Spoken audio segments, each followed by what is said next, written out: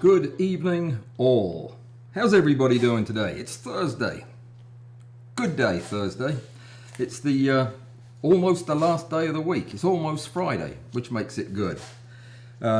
If I seem like I'm racing to catch up today, I am. I'm racing to catch up. I just broke all previous records in cutting my own hair and having a shower and brushing my teeth and getting dressed in under 6 minutes. Yeah, you can't see the bits that are bleeding on the back of my head, which is good, but how's everybody doing today? I noticed that there's folks from all over the place joining us. Can you hear me? Can you hear me? Can you see me?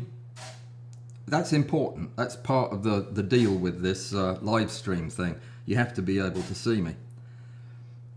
I know that sounds rough, but I've got some technological improvements over last week that I'm going to show you today. Things are definitely starting to come together a little bit better on the live streaming. Last week was great fun, and I'm glad that to have everybody who came along to visit. I was up in Boston last week, by the way. People like Nina might not know that because she's new. I think you're new, aren't you, Nina? From Atlanta. Hotlanta, no less. Yeah, well, I'm glad to have you here. And anybody else who's new also, glad to have you here. So you can hear me loud and clear. I'll stop worrying about that and stop looking at the screen over there and focus on what we're doing today, because we've got a lot to cover, I'm going to try not to cover old ground because I'm conscious of the fact that sometimes we do tend to hit on some of the same stuff. Usually because it's at the front of my mind that week. But today I'm going to actually show you some photography stuff that I think is fairly important concerning focus bracketing, which I see is one of the early comments in the chat. So we're going to go look at that in just a second. But we got a lot of other things I want to cover first. One of them is my schedule. This Saturday is one of the every other Saturdays. Every other one is an every other Saturday. And if you're a Patreon member, that means if you kick in $10 a month to the fund that pays me, then this would apply to you. And the reason I'm telling you what the schedule is I'm going to do something I haven't done in months and months, and I'm going to appeal to you to consider joining Patreon. Patreon's how I get paid. I get paid $1,400 a month, and that is about the sum total of my revenue income to the business, and all of my expenses come out of that. So in the 4.5 years I've been doing this, I've never actually been paid, but that's okay because I get paid by doing what I love to do instead of having to go to work. But a couple of people left recently, as happens. People move on, and that's great. I understand that completely. But it would be really cool if anybody would like to join. All you do is you just you sign up for it, and you can quit any time. And it's I think it's there are several levels you can join at, and all that's up to you. I don't even ask. I mean, that's none of my business. I just appreciate the support. I really do. It lets me keep doing what I'm doing. And the folks that do support me, we get together, as many of them as want to, every other weekend, and we spend time doing whatever it is they want to do. I always come with a program to talk about, but it's really whatever you want to do, and it's your 2 hours. And they get deep discounts on tuition and what have you for private lessons, that type of thing. There's a lot of things you get with it. But most of the people that are over there don't use any of that. They just want to support the work that I'm doing because they like the videos and know that that's the only way I make any money. So if you want to, the site will be linked somewhere. I'll put it in the notes eventually, or possibly Bud could put it in the chat there at some point. But that's my Patreon page. It's www.patreon.com/Allan Walls Photography with an HTTPS something or other at the beginning. So that's it. That's all I'm going to say about that. But I'm going to say something about Bud, who I just mentioned. I went to Boston last week. As those of you who were with me last week know, it was terrible because of the Wi-Fi. It was just dreadful. Now, I made a video, and it is really terrible. I made it just like on Tuesday, right before we went live, just so I could show people what I was doing last week. And I will show this video again. I got a copyright smack for it, and I'll get another one if I show it again today, but I'm okay with that if you want to see it. It's very short. It just is a clip. If any one person in the comments there writes, yes, show the video, I will immediately show the video because it's already queued up, but I'm not going to put you through it if you don't want to see it. Anyway, what were we talking about? Oh yeah, I was talking about Bud and the visit. What I was doing up there was recording and photographing a band make an album. They wanted me to do this for them, and one of them is my brother, so I couldn't exactly say no. So I went up there and I took lots of photographs and shot some video, and yeah, it was good fun. It was interesting. I learned a lot about the music business and why I'm glad I'm not in it, and learned a lot about the studio that I was at, and yeah, it was a fun week. It was a great distraction, but I couldn't have done it. I could not have done the work that I did had it not been for one piece of equipment that I almost didn't take. And that piece of equipment is it's made by DJI. It's not one of those flying up in the air things either. It's a pocket camera. It's the DJI Pocket Osmo 2 or Osmo Pocket 2. You've seen them before. It's a tiny little thing with a swivelly head on it that follows you around, and it turns out to have just the best picture, and it's so easy to use, and it's got a great microphone, and yeah, I used it continuously the whole time I was there. I had the option of grabbing my D850 and trying to stabilize it and get the exposure and everything set up for the best possible video, and this thing was taking better video just by pointing it. So I want to thank Bud, because it was Bud that donated that to the channel so that it could be used for things like this. And let me see. Somebody wants to see it. Okay, we're going to see it. We're going to see it. That's all there is to it. Why not? No time like the present. Here it is. Oh no, here it's not. Hang on, I don't know where it showed up. Bear with me.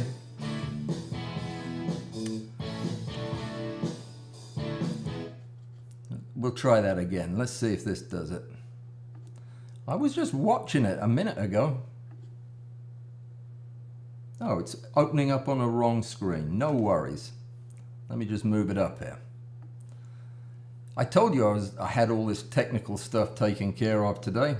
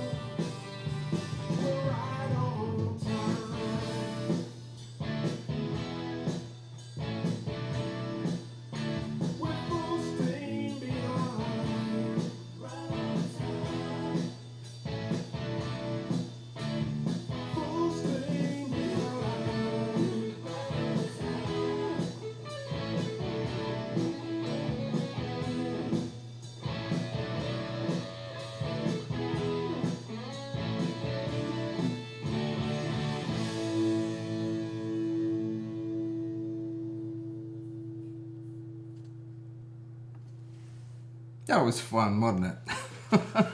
That was kind of just bits and pieces from the whole week there. An interesting thing about recording a video of a band making a record is you don't actually have any sound. All you have is the drums. That's the only thing you can hear.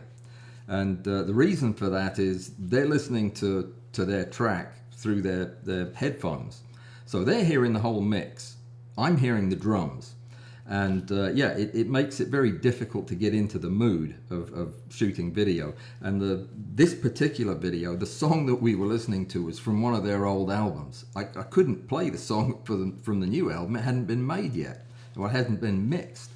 So I was trying to find clips that had drum beats in the right place or guitar notes to where it looked like they were playing it. And it actually worked quite well. If you didn't know, you'd say, yeah, that's the same song. Anyway, that's what I was doing last week. So thanks to everybody who came along. Thanks to everybody who met my brother, the bass player there in the band. It was a good experience. I'm so grateful to Bud for making the whole video thing possible. Couldn't have done it without him. Thank you, Bud. Another thank you that I'm going to send out. It's kind of a thank you, and it's a plug for somebody.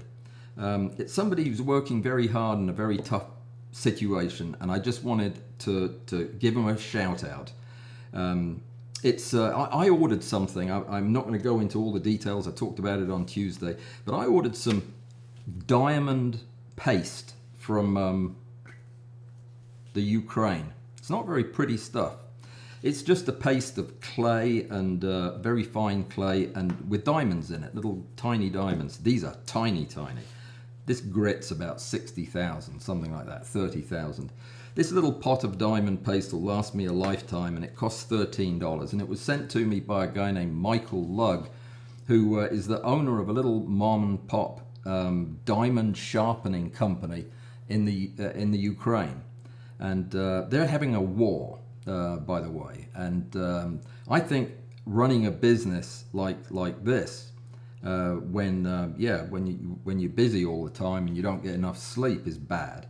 Those chaps are employing people and running a business and delivering a really good product in the middle of a war. Don't know how they do it. He sent me a long letter with my little purchase. $13 was what I spent. He sent me a letter thanking me. And his wife made me a ribbon in the national colors of the Ukraine. So I talked to him, and I'm glad I'm not where he is. And I thought that if there was any way, if any of you guys are into woodworking and you sharpen your tools like I do, you just spread this stuff on a strop. You can use it to lap mirrors and anything metal. It's just very, very good polish, and I use it on my chisels to sharpen them, and they're absolutely amazing. I had one in here the other day, but I'd probably cut myself if I tried that 2 days in a row. I'll put a link in the notes somewhere that'll connect you to his store, and go look at his stuff. If you ever use sharpening things, I'd love for you to support Michael. They could sure use the help right now. They're in a bad situation over there. All right, where was I? We had a storm last night. I got 2 hours of sleep, and when I got up in the morning, my trash can was gone. Completely gone, and my trash can is big enough for me to hide in. I know, because I've hidden in there before, but it's the size of what the British would call a skip. It takes 2 hands to drag it down to the curb, when I finally got up this morning, it was gone. A neighbour brought it back, but the neighbour's from like 3 streets over. So yeah, that's another thank you I had to. I don't know who the neighbour was. They just left it on my porch. Thank you, neighbour. They don't watch me, so no danger of them hearing that. Let me see. We're going to do a demo. Should we do that now? Because I need to start another run on this thing anyway. I'm taking a photograph. You know how we macro photographers, to get everything in focus, we'll focus stack. And we'll take a lot of photographs so that we can blend them together magically in Zerene or one of the other branded stacking programs. I forget their names, but anyway, yeah, you put them together and you get one picture that's in focus. Well, I'm doing something a little more complicated than that, and I need actually more pictures. I need about 75 of them from different positions around the bug that I'm photographing, which means I'm doing a lot of stacking because each of these images is requiring anywhere from 100 to 140 individual shots. And I'm doing something different. I'm experimenting with using in-camera focus bracketing. And that's what we're going to talk about now, is the actual steps in setting that up if you have a Nikon camera. Now, this is specific for Nikon because I'm talking about focus shift shooting. Your camera, if it has it, and if it's a modern camera, it probably does, it may be different the way it operates. But certainly, if you're a Nikon user, whether you have a Z camera or one of the old DSLRs that does have this, there are some important things I'm going to show you. I'm about halfway through this shoot. That means I have, well, I'll show you. I'll show you how many pictures I have so far in the file. It's taken 3 cards, 3 XQD cards, which those are the big cards that go in my D850. I've had to empty the card 3 times and had to half fill an external drive because these are big pictures. I can't find my pointer. My pointer is just problematic the way it vanishes all of its own accord. So let me show you this screen just real quick and give you an idea. This is what I've shot so far. Oh no, this is just the most recent dump of the card. But out of 3,000, let me go to the folder, out of about 3,000 something photographs, here they are, 3,569 photographs, I have not yet had a dropped frame, which is amazing and not what I expected from focus shift shooting. Now, focus shift shooting is not the same thing as in-camera focus bracketing. In-camera focus bracketing is a thing. And there are some cameras, I think it's mostly micro 4/3 cameras like the Lumix ones and the Olympus cameras that actually stack the photographs in the camera. Other newer cameras may do it as well. Mine doesn't, and I probably wouldn't use it even if it did. But the focus shift mechanism in the Nikons just allows you to automate the process of changing the focal plane periodically as it moves through the shot. So what I want to do is show you how to set it up and what the numbers mean, because there's a lot of confusion about that. But first I'm going to show you something pretty amazing, which is like an infinity of computer screens. Look at that. That's a bit disturbing. Look, that's because I finally got my camera working. That's me looking at my own camera. So let's go over to the shooting area, the shooting zone. You should be able to hear me too. Oh, whoops. You should be able to hear me as well, because I think I've got it set up correctly for the microphone on the telephone, which is evidence that I am slowly but surely learning my way around this OBS nonsense. Okay, so right now we're between shots. It finished the last shot, and let's see if I can get that to where you can see it fairly clearly. It finished the last shot, and we're getting ready to start the next one. So I will usually go in and just take a look at my last capture and make sure that I got the first and the last parts of the image in focus. I know I got the first part because I set it up that way, but I'd never know about the last part until I check.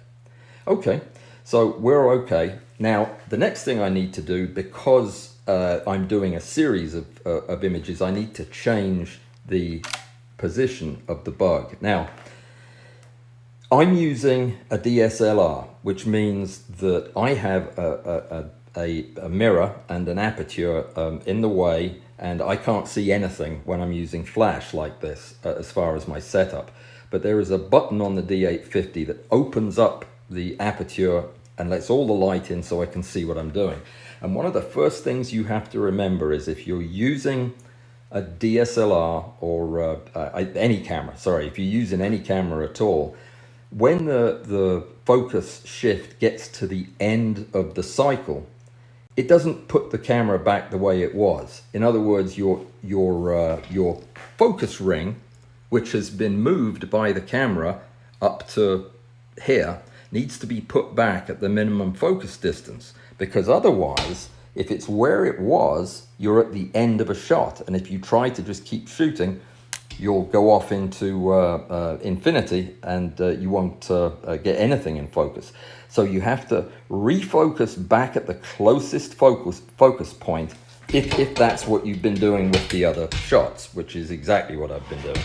Hang on, my leg's caught in the wire there. So this is probably not quite as slick as I would have liked, but it's there you go, that's good. So I'm gonna go up to the other end of the thing and turn my bug a little bit. I actually built a rig that does this automatically, but it turned out to be the wrong size for this table. So now what I'm going to do is move my focus back as close as I can, and it's still not far enough back for me to get that antenna. So I'm going to use my stack shot to actually move the camera physically back a little bit. That amounts to the same. It's not going to make a difference in the size enough to be a problem, because I'm going to stack these all separately. That's about right there. Now, when you go to set up the focus shift shooting, you have to go into the menu. It's the only way you can do it, unless you assign a button. I think it's possible to assign a button. I hope that shows up. I mean, this camera's not very good at looking at bright stuff like that, but anyway, focus shift shooting is what we're looking at. So it's off by default. If you use your multi-selector and click to the right, these are your options: the number of shots, the step width, the interval between shots, exposure smoothing, and silent photography. Now, the most important is the number of shots, and this is something that you have to do a little bit of practicing with. For a bug that's about 1 centimeter in size, and if you're shooting at 1:1, which is what I'm doing, I'm shooting at the minimum focus distance with a macro lens that gets me to 1:1, then most of my shots are getting covered in about 70 frames. But I am not going to shoot 70 frames and risk cutting off an antenna. So I set my number with about 10 or 15 shots on either end. I would have to do this many times before I would shrink that safety margin. We know that the first shot's going to be in focus. It's how many shots at the end are out of focus. So let's get back to where we were there. Back to live view.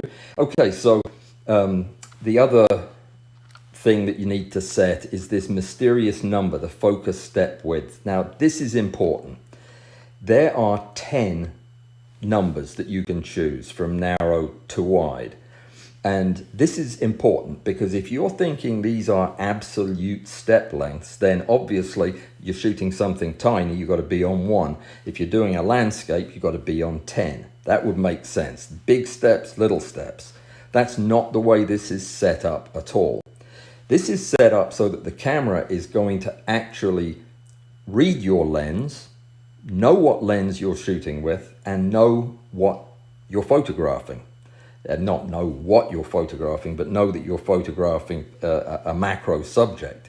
And it is going to put the average step length right in the middle at 5. And most of the time, if you shoot around 5 with whatever lens you have on, you're going to get step lengths that are about the right size. Now, that doesn't mean that if you do something like I did, which was put an extension tube between the camera and the lens, then I'm getting much more magnification and the camera doesn't know about it, or it doesn't always know about it. With some tubes it will, but with others it won't. So in that case, you would have to shorten your steps because you've increased your magnification. But generally speaking, The trick is just leave it on 5 or 6. I discovered I could go to 6 without having any focus banding, and that's good enough. If I'd seen any focus banding, I'd have moved it to 5. I leave 3 seconds to let my flashes recycle. I'm going to take a quick picture to fire them just so that they don't turn off. Yeah, that's it. Once you've set your interval, 3 seconds is plenty for these MF12s, and I have now, like I said, shot 3,500 images in this one shot without a dropped frame yet. Now, that doesn't mean I haven't also charged them 3 times, because I have. I've also had to charge everything, and I'm using a permanent battery replacement for the camera. Nothing else you have to do. I put exposure smoothing on just because this is a combination of shots, and I want to make sure that everything is as same as possible. And I don't put the silent photography on. I don't have an issue with using it. I just don't use it. So there we go. I've already turned the subject. I don't need to look at it again because it was all there was nothing in focus with this side of the focus. So then all I do is press OK, and it starts. And it'll now shoot 100 pictures at 3-second intervals until it's all done. And I didn't think I'd get that phone back out of there. So let's go back over to the desk. That's a familiar view. That's what it looks like to me, by the way. That's where you are, is all the way over there. Interesting, that. You want to see outside in my garden? It's out there. And that's my shooting station over there. It's getting ready to change though, because I'm getting ready to move all of this shootery into another room and make this more of a video studio. Okay, I've got to catch up on messages because I'm a million miles behind. And I haven't even got to thanking Robbie Keane for the insect I'm shooting. Robbie, thank you.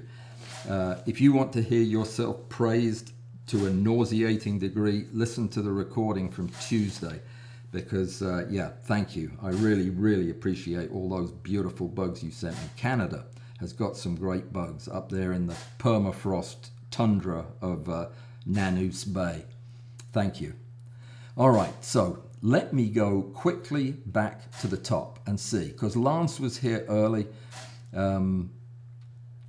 That picture of a sweat bee taken using in-camera focus bracketing looks amazing. It looks like it's coming into land and you love it. Well, as it happens, I love that picture too. It's one of my favorite pictures so far this year. And yeah, I'm not really... Uh-oh. We just had a wrinkle in the fabric of time.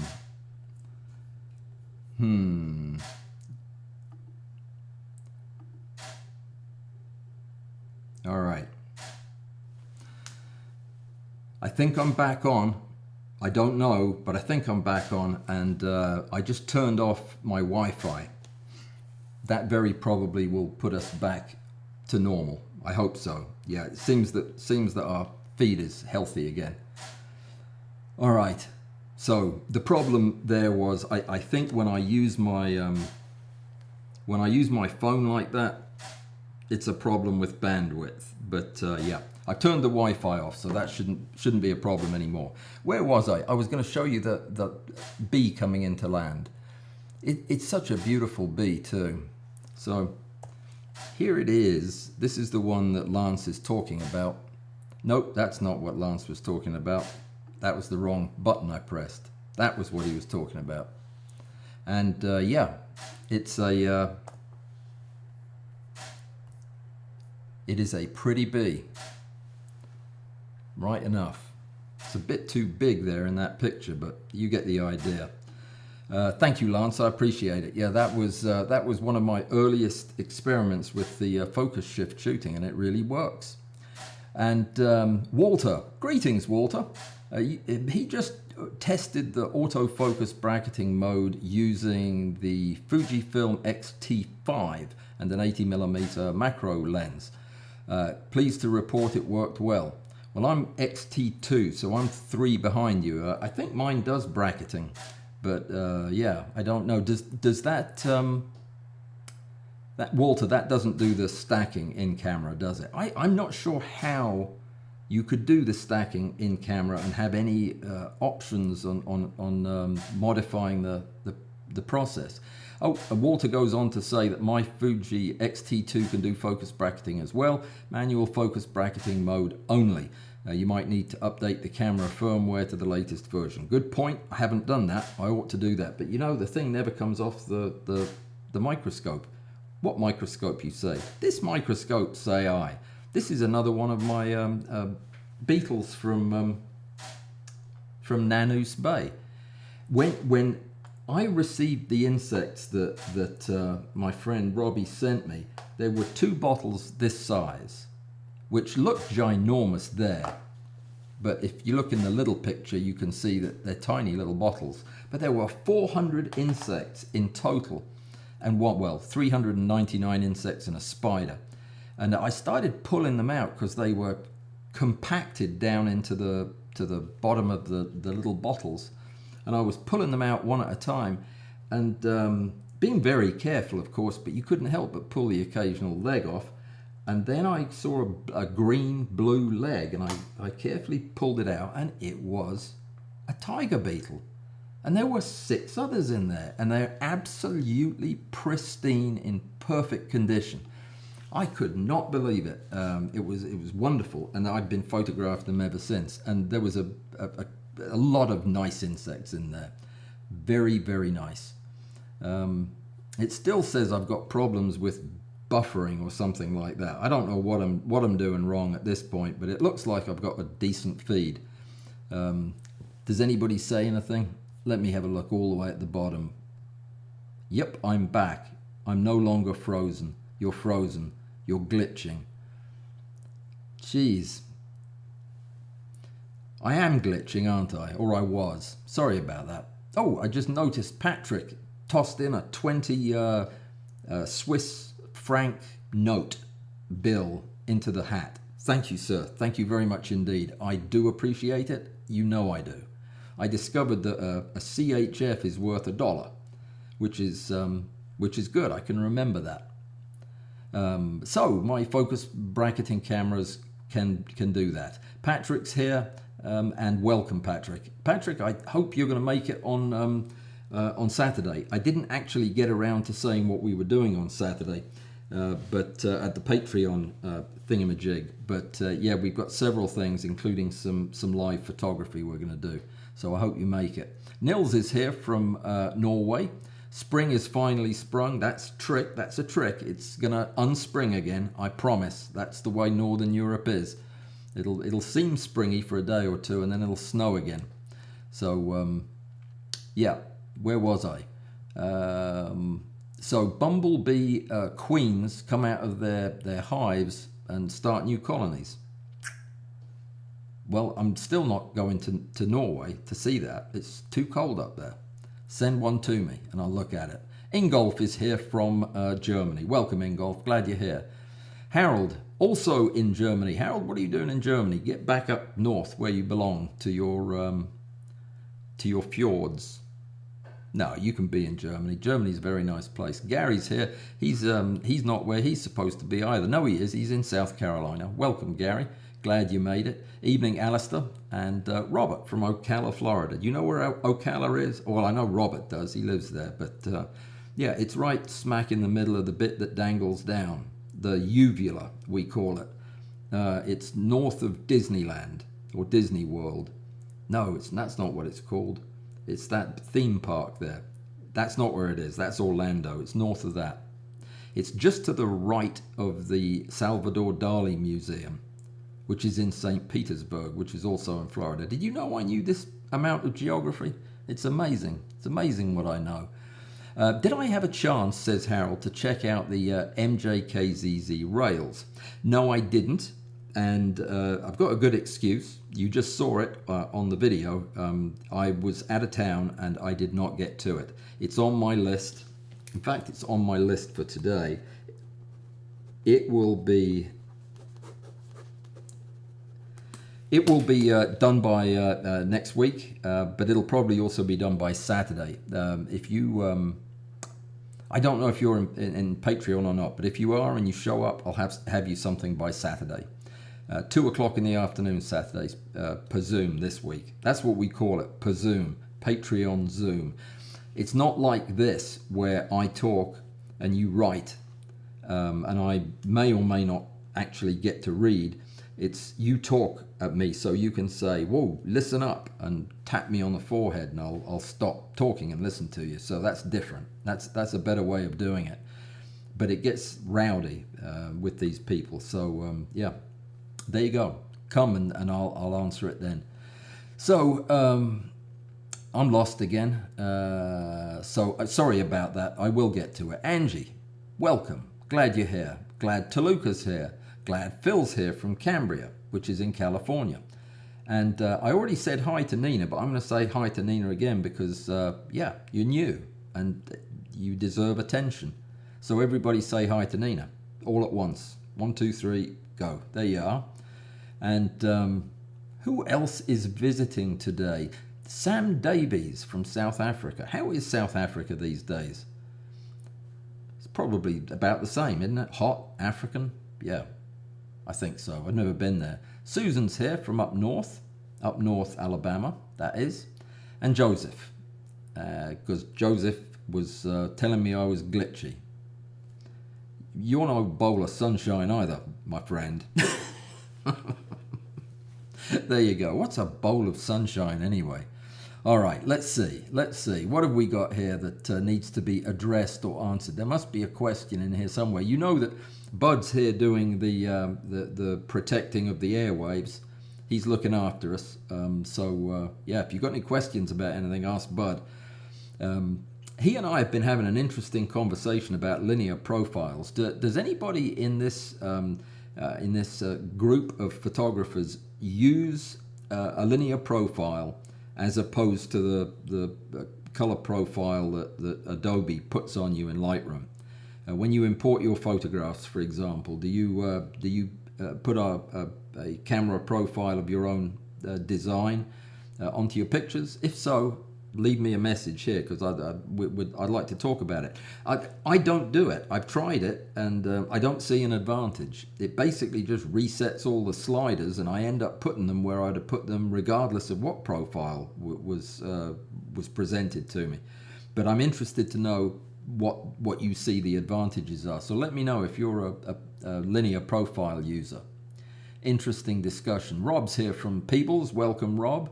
And Nina is new. Well, Nina, there's a lot of stuff for you to do around here if you're into macro or close-up photography. Great people over on Discord.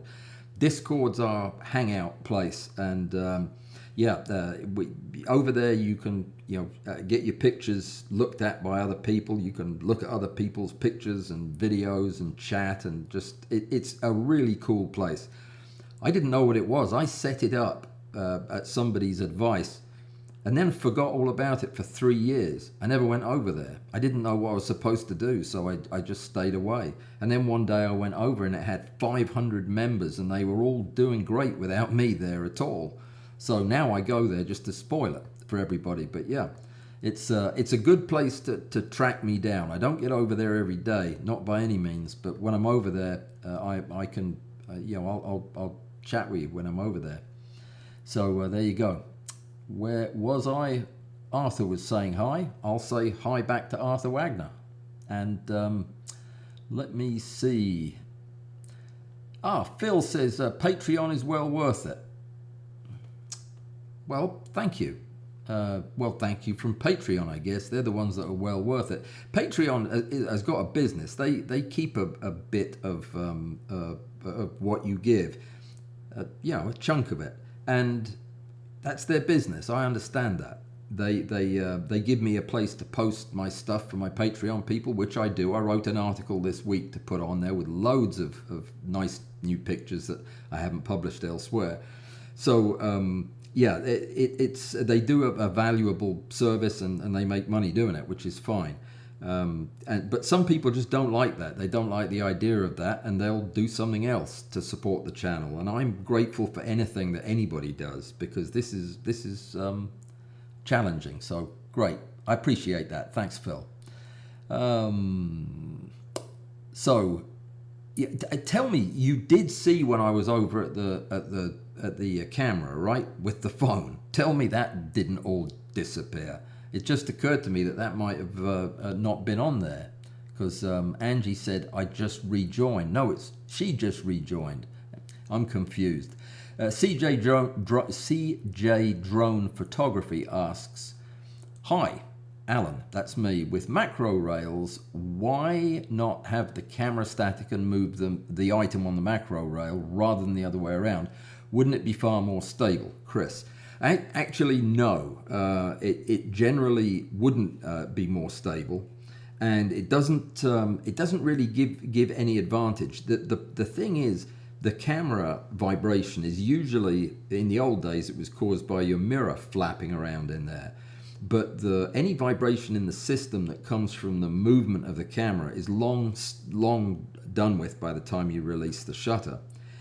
I don't like moving the subject because my subjects are very, very small, and I keep them under a tent so that even a breeze in the room won't move them.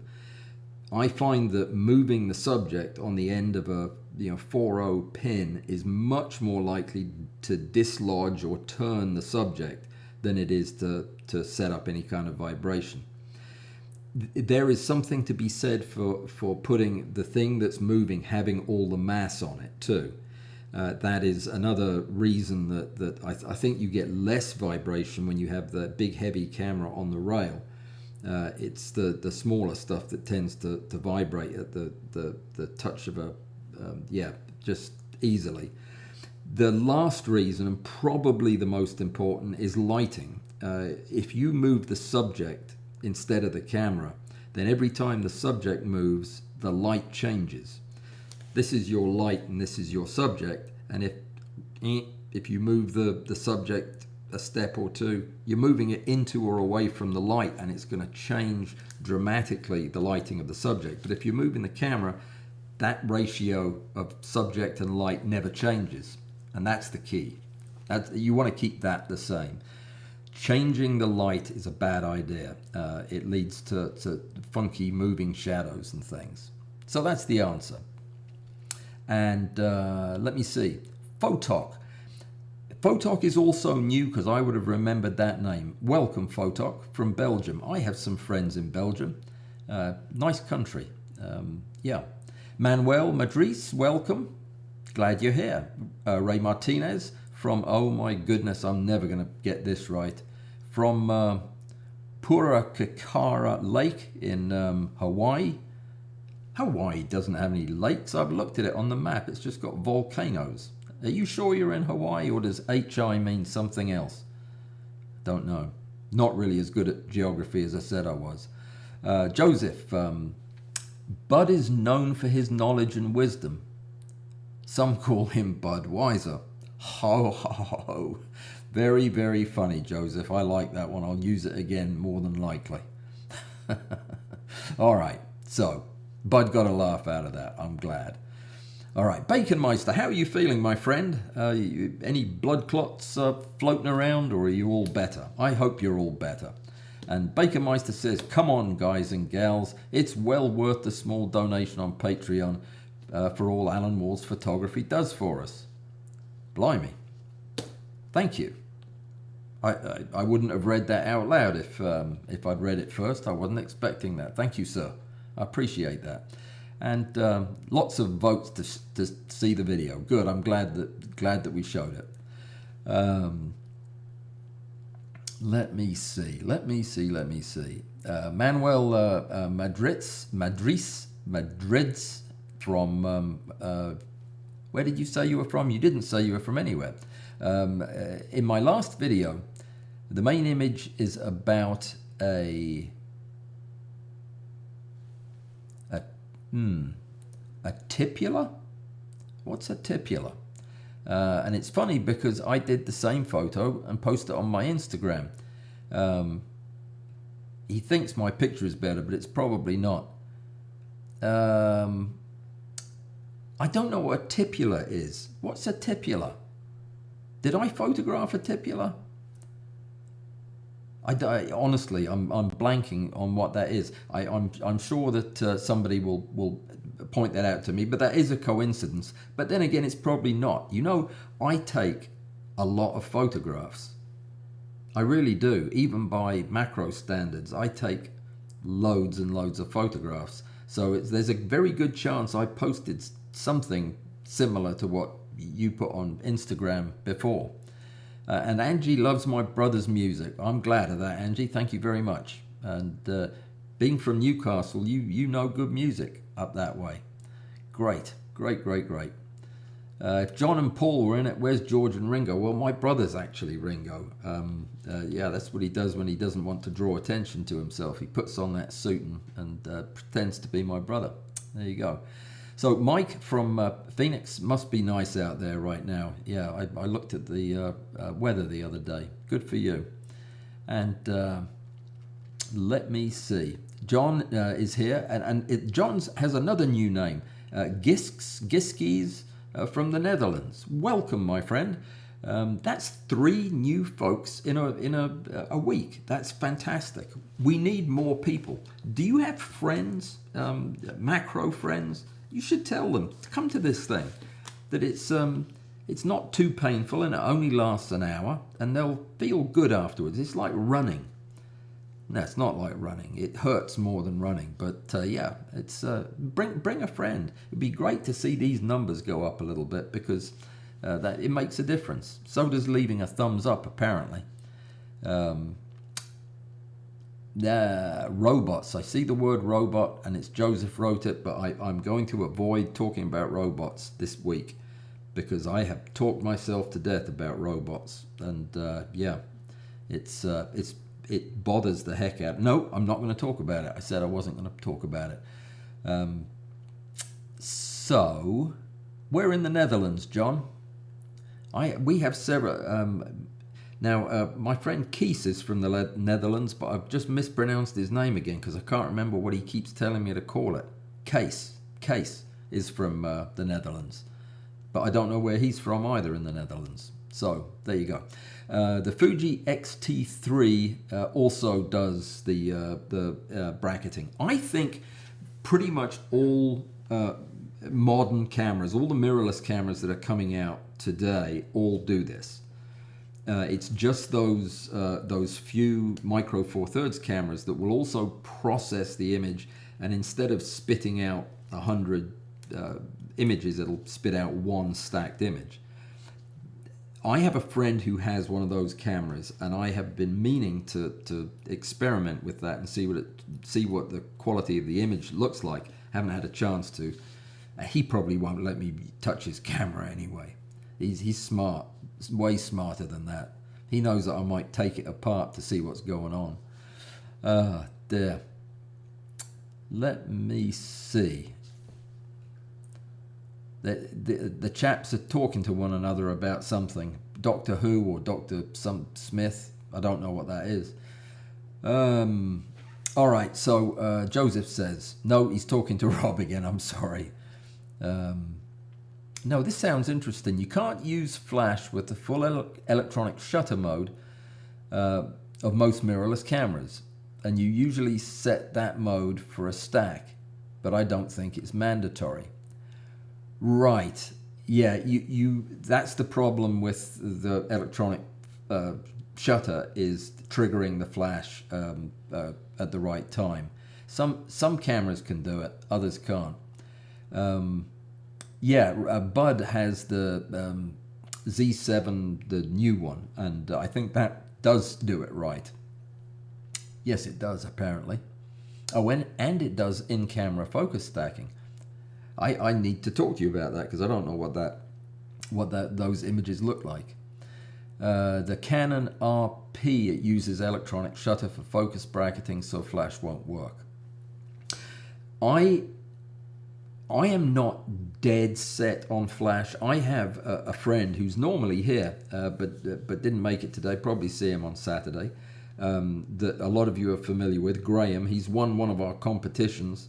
By the way, you're halfway through the month. I hope you photographed something that is rotting to win the prize, because there's going to be another lens getting given away. So anyway, where was I? Yeah, Graham, who's a really great experimental photographer who's always inventing stuff. He was telling me that the results he's getting with continuous light and rapid movement of the camera are fantastic.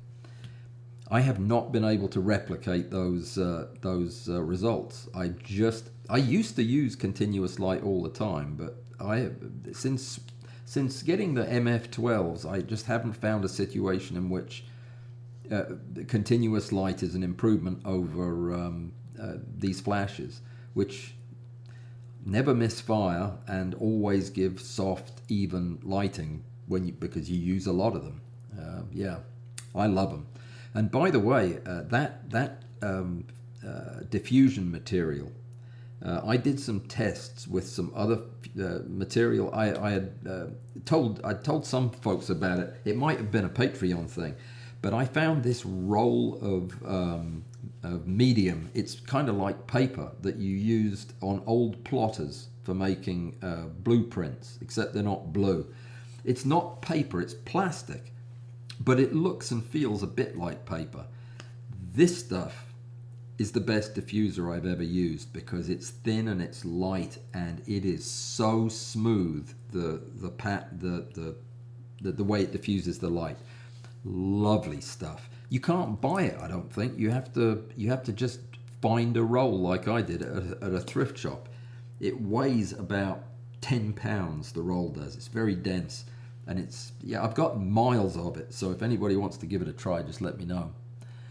Bud's got some of it. I don't know if he's used it yet, but yeah, it is spectacular. I absolutely love it. What was on my list that I'm forgetting? Yeah, I am forgetting something because I thought that if Curious was here, it would remind me, but I don't think he is. If you haven't checked out Curious Scientist's channel, he's my friend that has the electronics channel where he builds stuff out of computers. He's brilliant and makes all kinds of amazing stuff. He made his own focus stacking rig. The whole thing, the linear actuator, the motor, the computer, the screen, everything. He made the whole thing out of nothing but matchsticks. Well, he just released a video yesterday, I think it was, on a vertical rig that he built. This guy is building stuff in a week that I've been working on for 2 years. It's amazing. And yeah, so check it out. You can even order like the PCBs that he designed, the printed circuits to run the thing. He's designed them and has them made at one of these factories in China, and you can order them from there. So you can build one of these yourself for a tiny fraction of what it would cost if you tried to do it the way I do it, which is complicated and unnecessarily so, I think. But check out Curious Scientist on his website. I don't know what not website, on his YouTube channel. I'll link it. But it's a great video. He's such a clever guy. Yeah, engineers are like that. Clever folks. If memory serves, Panasonic S full-frame cameras can stack in camera. That rings a bell. Somebody may have told me that before. Same with the Canon R7 and R5, says Rob. So it looks like all of them do. Helicon remote. Good point. Good point. You can do this by adding the little ring that it's basically an extension tube that controls the autofocus of the camera and does what it's built in with these other cameras. So if you're thinking, boy, that focus shift shooting sounds like a good idea, I wish my camera could do it. Well, it can with that device. I don't know how much it costs, maybe $100 or something.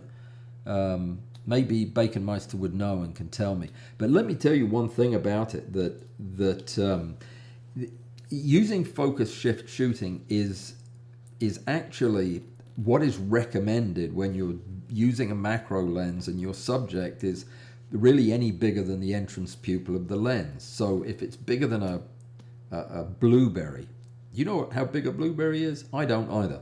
If it's, let me get something that's the right size. I'll make something. If your subject is bigger than, let's say you're shooting a 90mm Tamron macro lens, like I have, and your subject is that size or bigger, that's too big. Hang on, let me make it smaller. If it's this size, pea size, there you go, or bigger, you should be using the focus ring on the camera, okay? Plain and simple. If you're trying to focus stack something this size and you're using a rail, what you're doing is you're changing the view that the camera gets of the subject. You're basically sliding past the subject and the outline is changing. Stacking programs don't know how to compensate for that, and they make mistakes at the edges, and it'll cost you in the sharpness of the photograph. If it is a subject that's larger, then you want to preserve the outline. Do it by moving the focus ring, because then, other than the focus breathing that you're going to get with some lenses, you don't see the change in the outline. You don't have the parallax issue, and you don't end up with crappy bad photographs. I'm running out of steam here. What time is it? Oh, we got plenty of time. 4 minutes to finish up. That's not a lot of time, is it? So yeah, Helicon remote. I think that's what it's called. That's a great way around it if you don't have one of these cameras. So a tipula is a crane fly. That was Angie corrected my ignorance on that. I don't call them tipulas. I will from now on. Oh, that's a tipula is on my home screen. This is a tipula, come to think of it. Hang on a sec. I'll show you a tipula. This is a tipula, right? Yeah. This is a friend of mine. This one's not just any tipula. So there you go. Let me see. I've got to move faster. Because there are comments that I'm just skipping over. Gee, blimey. I missed the whole thing on linear profiles. Hang on, I'll catch up. So somebody said something, and Joseph came back and said, you're semi-right, which is something that Joseph would say to somebody. You can't use flash with a full electronic shutter mode, most of mirrorless cameras, and you usually set that mode for a stack, but I don't think it's mandatory. Right, we covered that. Let me see where we are. Okay, I'm back on track here.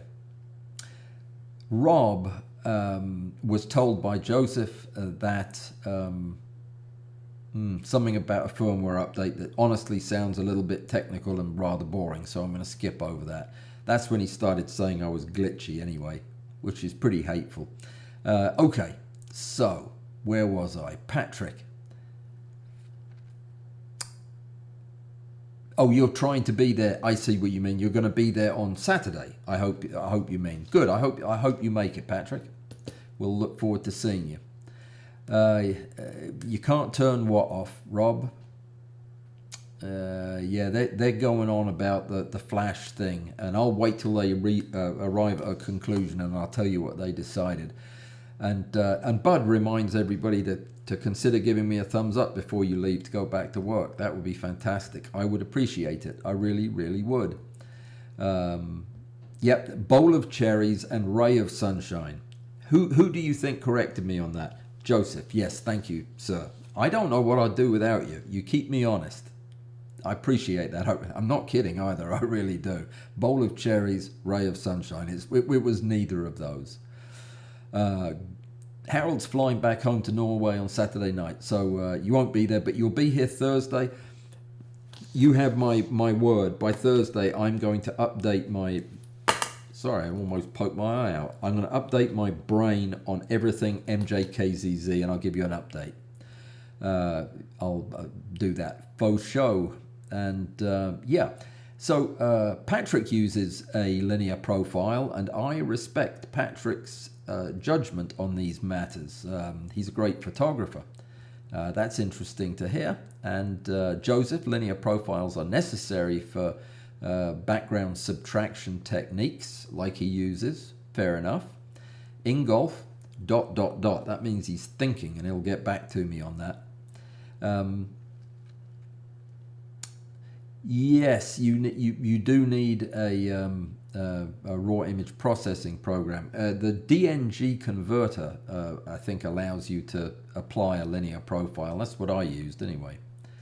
Graham is here. I thought he wasn't, and he is. The Canon R7 will focus, bracket, and stack to a single image. They call it a depth composite. They would, wouldn't they? That's exactly what Canon would do. Come up with a new name for it that's confusing. It's not that confusing. It's a JPEG only, and it does save all the images for external stacking. But do you use it? I'm willing to bet you don't, Graham. Or do you? Yeah, I'm not good at betting. I take that bet back. Angie, glitching only occurred briefly and you saw me setting everything up. Great. That's fantastic. Angie, you were here on Tuesday, so I've already given you a dig about the flowers next month. We're doing flowers next month in the competition, everybody.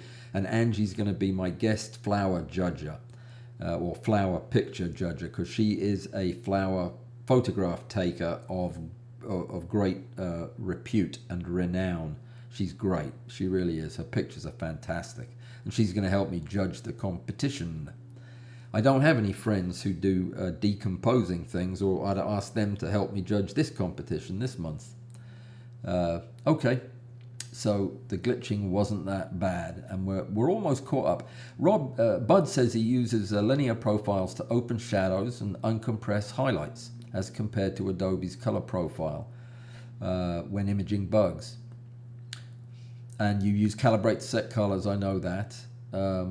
Yeah. I don't think that there's any disagreement with what you do. I mean, I'm talking about anybody who uses linear profiles and what I do. It's just a profile is just a preset basically, and you can accomplish whatever the profile gives you manually. You just have to move the sliders different ways. If you have ever noticed, if you use Zerene, for example, if you do any pre-stacking adjustments, you can move the sliders a lot further to get less of an impact on the image. But once the TIFF comes back and the profile is applied to it, you can't move the sliders near as much, and you get a more exaggerated response. So yeah, it's definitely a fairly complicated matter, but I'm not sure. I still don't see what it saves me than just doing it manually, because I know with Adobe, the Adobe profile, what my starting point is. I know roughly where to set my black and white points, and if I used a linear profile, I'd just set them in different places, but I'd still set them to the same setting, if you get my drift. Ingolf says, there are macro photographers who use internal focus bracketing only with natural light, no speed light, outdoors with amazing results with insects or mushrooms. Yes, there are. Absolutely, I totally agree. When I default to talking about macro photography, I shouldn't do this. I know it's bad, but I immediately default to what I do, which is 99% in the studio. I go out and shoot in when I have time, but I never have time, and that's for fun. And I would most definitely use in-camera out there. I use in-camera for product photography, I use it for landscape photography, and I would use it for handheld outdoor macro without hesitation. It's a fantastic program. The reason I'm excited about it is I've never used it in the studio as seriously as I'm using it this week, and it's just been an interesting difference. Are you getting out any Ingolf? I haven't seen any fresh images from the outside world. Looking forward to your spring and summer images. Let me see. Ingolf's Sony Alpha 6600 has no internal bracketing, and no update by Sony is in sight. Well, that's because it's Sony. There you go. David's here. David, I just, you're up in Winthrop, Maine. I just got off the phone right before this, this live stream today with a shipping agent who called me back after I made an inquiry about what it would cost to move he found me an optical table like Graham's to set my stuff up on, and it weighed 1,000 pounds, and I was seeing if there was any way I could get it to Alabama. Well, they quoted me $550 to ship it from the place in Boston that it was to my house. $550. I think that's what it cost. So that's what shipping is. It doesn't fit in an envelope either. You've got to put it on a truck all by itself, I believe.